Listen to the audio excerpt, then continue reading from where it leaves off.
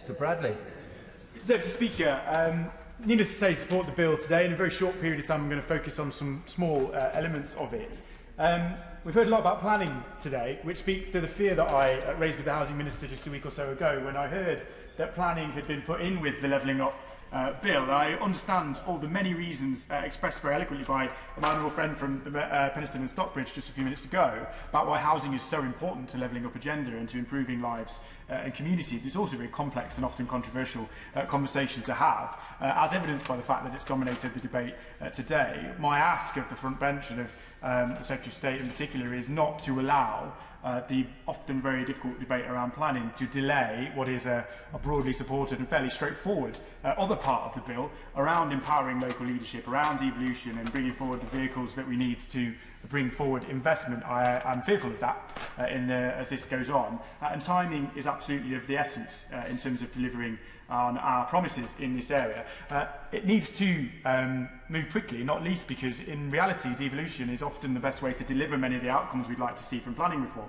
I think what is evident from the debate today is that these need to be locally led, these policies. There isn't a one size that fits all across the country, and actually devolving things like brownfield funding, being able to have local spatial planning done on a wider scale led by combined authorities is a route to be able to deliver on many of the outcomes we'd like to see in the planning elements of this bill. So I'd urge, again, to let us crack on with our devolution plans and not to see those held up by other issues. We have the most centralised economy in the developed world, and the East Midlands is often the place that misses out on that most because we are the only region of the country that has no devolved powers or functions whatsoever.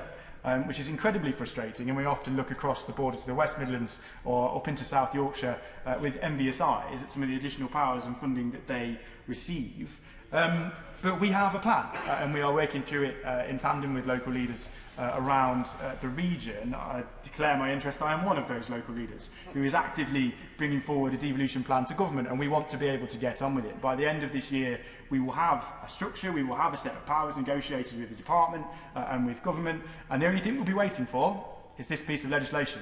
And the timing of this is really, really important. The difference between passing this law, this becoming an act in February of next year, and May of next year is not 2 months, it's actually a year in terms of the implementation of our plan, because we have to hold an election for a regional mayor. And if we can't get it done in time for May 23, it may well be May 24, and we will delay the outcomes that we want to see through all of this, and we will delay end any chance of delivering any of those outcomes prior to the next general election, which we should all want to see happen in a timely way.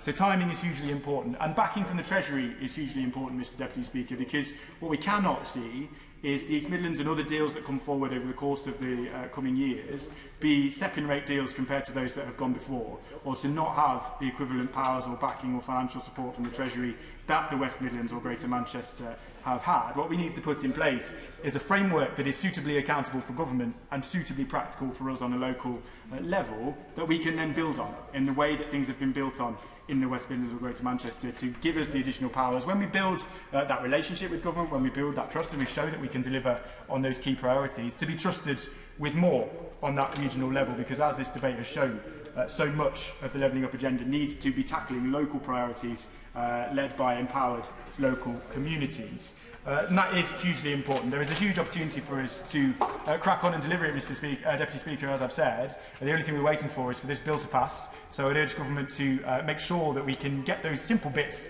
done quickly and allow us on a local level to deliver the outcomes we'd all like to see.